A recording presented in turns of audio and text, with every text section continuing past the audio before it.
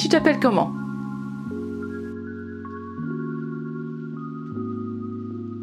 Ta couleur préférée? Moi. C'est quoi ton activité préférée? Qui veut compote? T'as fini? Oui. Hello and welcome to Live Your Language Tips and Inspiration for Your Bilingual Home. I'm Stephanie, a PhD student in second language acquisition and a mother to two children that I'm raising bilingually, trilingually actually, in my non-native languages of French and Spanish. Je peux jouer si tu veux. This is a video that I've been really excited about sharing with you all. This is the Year 4 update. Actually, because of when I'm filming it, it's more like year 4.5, just because I'm not sitting down to film this until the fall. So my first son is actually 4.5 now. Regarde, ça fait du sucre. Oui? Ça aussi fait du sucre. Oh, intéressant. I'm really excited to share with you all of the progress that we've had over the last 1.5 years. I can't wait to share with you also some updates that we have, so stay tuned until the very end. I started speaking with my 4.5-year-old in French exclusively as a non-native speaker. Hello? Oui, quoi d'autre? Go? Avocat. And my husband speaks English with him. Around age 3 or so, we began introducing Spanish to him, first with me at home, and then in a Spanish immersion school. My 2-year-old, I did the same thing with him. I spoke French with him, and my husband spoke English. Tell me what you got, bud. Look what I got. Whoa! And we actually have an au pair who is from Colombia, and she has been watching him since he turned 1 actually. Ahora dale leche. Dale leche, toma. I haven't been working full-time since my first son was born, so I've been able to give more French input than maybe other people might be able to. But nevertheless, that is the overall situation we have here. So the way that I'm going to structure this video is I'm just going to go into some general thoughts about the process. Then I'm going to dive into each individual language, English, French, and Spanish. So overall, I am so pleased with the way the last year has gone. I'm so pleased that I have trilingual children, and that's just something that I've always wanted, and I'm really happy about that. The first thing I will say is now that I have proof that it's been working, I've seen myself relax a little bit in the last 1.5 years, in the sense that I'm not so nervous about making sure that every book in the house is in French or Spanish, or being really nervous when they start watching TV in English with their dad. Now that those languages are established, I have really been able to relax a lot, and that feels good. But that is linked with another observation. So I have noticed that I think because I've seen the success in French, that I have unfortunately gotten a little bit lazy with looking things up. You know, saying like, oh, you know that thing that we talked about yesterday, instead of looking it up and being as diligent as I was the first time because I felt the weight of the world on my shoulders. Now I'm just a little bit more laid back. Like sometimes I will, in a pinch, use an English word, and I'm not like, you know, scolding myself for it. So I probably should be a little bit more diligent about making sure that the quality of my language is a lot higher. The third observation is that I am in a constant state of planning ahead. So, you know, I'm comfortable now, I'm happy with the way their languages are turning out, but I'm definitely looking towards the future. Like, what's gonna happen when our au pair leaves? What about when they go to school? Like, I'm always thinking about these sorts of things, and I feel like as a bilingual parent, you're in this like constant state of vigilance of like, you know, where is that next source of input gonna come from, and how can we keep maintaining things? Which in my opinion is a small price to pay when you already have the language acquired. I've noticed these very distinct seasons, I guess, of language learning with the kids. So the first is acquisition, basically getting them to fluent. And that's fluency in listening and speaking. The second stage is really maintenance. And I've learned that once acquisition is taken care of, maintenance is a lot more simple. So my oldest son, obviously he's acquired French by now, he has really taken a liking to audiobooks. So I have been playing audiobooks for him while I put his younger brother to bed. And I noticed that after doing this for probably about 3 weeks or so, while he's playing with his cars or doing something, you know, randomly during the day, he will just start reciting that entire book. And this would not have nearly been as successful, or at least internalized by him to the point that he puts meaning to those words, if we were still in the acquisition phase. And I've always said from the beginning that kids really need interaction in that foreign language in order to acquire it and to grow. But after that acquisition period, it's a lot easier to maintain the language with some of the resources that are a lot easier to acquire, like music and audiobooks and those sorts of things. The acquisition aspect, for example, with Spanish is something that I knew I didn't want to take on myself, especially because it was going to take away from our French input, which is already limited. And I'm so glad that I was able to give this responsibility to someone else, in the case of my oldest son in immersion school, in the case of my youngest with our au pair, so that language maintenance and just supplementing that language is going to be a lot easier going down the road. And another thing along these lines is I learned that once the language is well established, especially as the language of interaction, it takes a lot longer for the language to atrophy. For example, earlier this year when we had a French au pair who was here actually for about a month, and it was a lot shorter than we had planned, I felt less concerned about my ability to kind of supplement that input and stand in the gap while we waited for another au pair. It takes a longer time to atrophy when you build that base, but at the same time, it does atrophy. It's slow and it's gradual, but it does happen. So anyway, we'll talk more about that a little bit later. Let's dive into discussions about the individual languages. The first language that I want to talk about is the one that's nearest and dearest to my heart and the whole reason I started this journey, and that is French. So I am pleased, especially with my oldest son, at his French development. He has continued to speak with me consistently in French and is very verbal and just gives these really long-winded explanations in French, which I love, obviously. Oui, je mets la chose que j'ai méritée à côté de moi dans la lit. Et puis, quand je réveille, la chose que j'ai méritée de me consommer 13 ans sera là. Et puis, si tu dis oui, je vais jouer avec dans ma journée. Si tu dis non, je vais continuer à dormir. So his French is well established and is doing really well, and is, really moderated by my level of French and the interaction that I have with him. Il pick up a car. Il cherche une voiture? Il a déjà cherché la voiture. Oui, il lève la voiture. Oui, pour voler avec. La voiture est dans les airs. Je dépose la voiture. We did try Saturday school about a year ago, but I pulled my son out after about 3 months just because we were having a lot of trouble. He was having behavior problems, going to the principal. He was just not ready for that.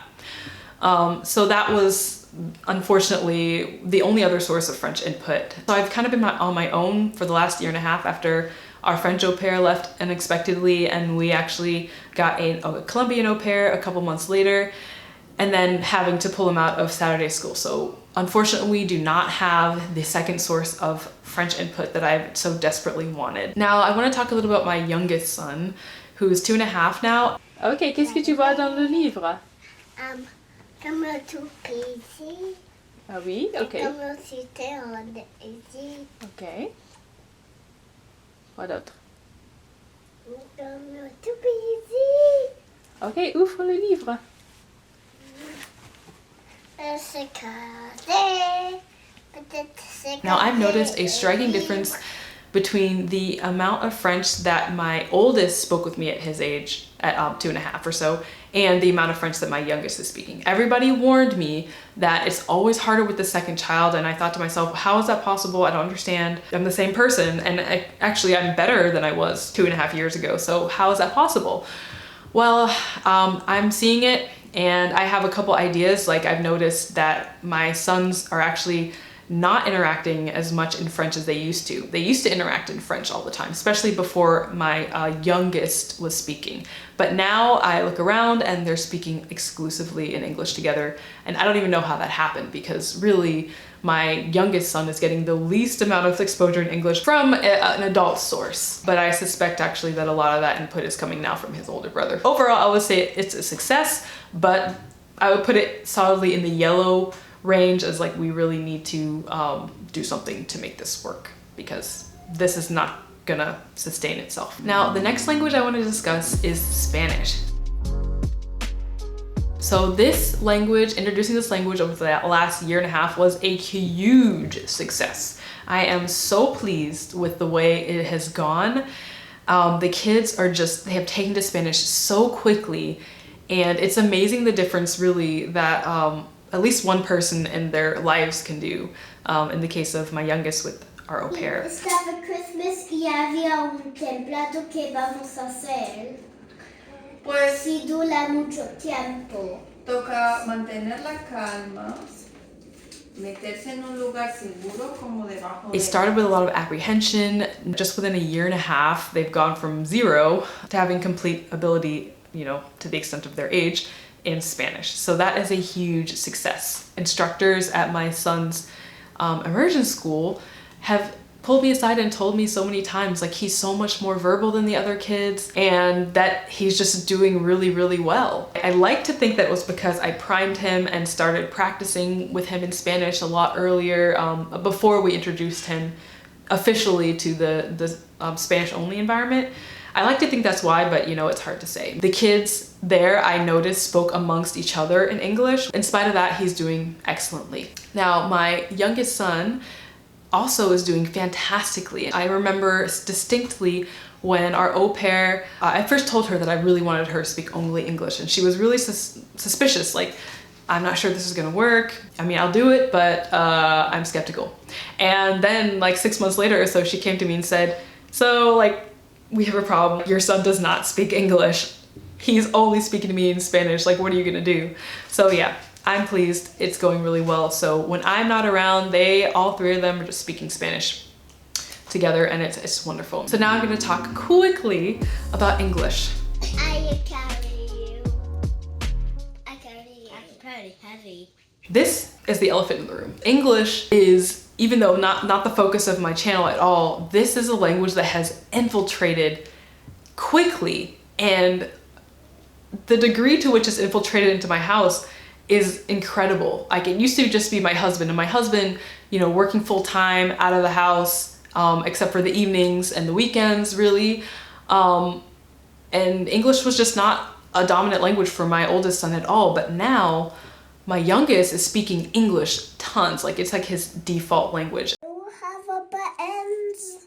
I suspect this might be because he and his brother are speaking a lot of English together. Like, the oldest has brought English back into the home. It's their language of play all the time. You want to loosen it?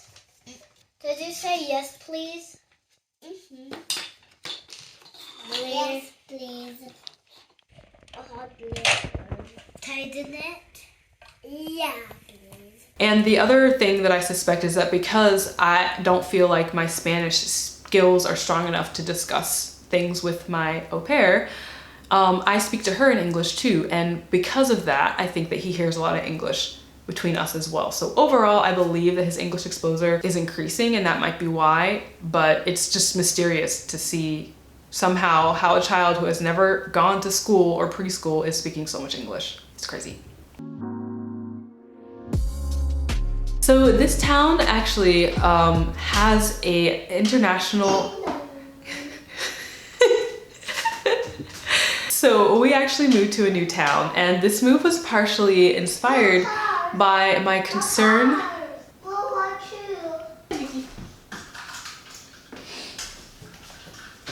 Okay, so now I'm going to talk a little bit about some of the updates that have been happening in our lives lately. So, as you might notice by the different background, we have moved to a new town. And also one of the benefits is that I'm super close to a lot of my family. My dad lives really close and we see our mom and we see my mom all the time. This move was for a few reasons. First of all, wanting to be closer to family and having support, but really one of the large reasons was I realized that, you know, my son is getting older. He's 4 now. He'll be starting school next year. And our old town didn't have any immersion schools or anything like that. Whereas this town actually has quite a few language immersion programs, including several in Spanish. So I thought by moving here, we would increase our chances of having my son enrolled in a Spanish immersion program. In fact, this might be a little intense, but I made sure that we were in the school district that would allow for him to be districted to the Spanish immersion school. And that if we were to be accepted, that he would be able to either walk there or take the bus there. Because in these programs, a lot of times when you're accepted, it's a lottery where we are. So you're accepted, but you have to provide your own transportation. And I really didn't want transportation to be the limiting factor for us to be able to partake in something like this. The other thing is that I was hoping that by being closer to my family, I would have more opportunities for language input with my mom, with French, and then with my dad speaking Spanish. There are also a lot of resources here. It's a very multicultural, diverse area that has lots of speakers of different languages and lots of community programs and those sorts of things. That said, one thing that is not present in this town is a Spanish immersion preschool. As a bit of a compromise, now he's in part-time preschool in an English-speaking school that's very close to here. And I really opted for this because I wanted him to have as little English input as possible while still developing those social skills and that sort of thing. So he goes from 9 to about 1 or so in English, and he spends the morning with our au pair and speaks Spanish with her, and then she picks him up and they're speaking Spanish until I get home at around 2 or so. The other big change that we've had is that I have gone back to work full time. Now for the last year or so, maybe more, I've been going to work about 24 hours a week. This is a big change for all of us. So it's just been a bit of an adjustment. I'm definitely concerned about French input, and I know that this is not ideal for our level of French input. So I'm definitely looking for resources in French to sort of mitigate that change. But all in all, I'm really happy with the change and really looking forward to this. Like I said, always looking forward to the next stage. So one of the big questions I have is, are we going to get another au pair when our current au pair has to go back to Colombia? If we do, will they be a Spanish speaker or a French speaker? Will I be able to maybe reduce my hours at work somehow and come home? Or can I find a way to get another French speaker involved in our kids' lives? Maybe we can do Saturday school again. Like, there are a lot of questions. So definitely subscribe and stay tuned to figure out how we end up managing all these big questions in the future. So thank you so much for following our story, for listening, for subscribing, just for the community that has developed around this topic. And I read every single comment. I don't necessarily get the chance to respond to everyone, but I read them all, and I really love hearing from you guys. So if you have any questions or comments, please leave them below, and I will catch you in the next video. Salut, à l'autre.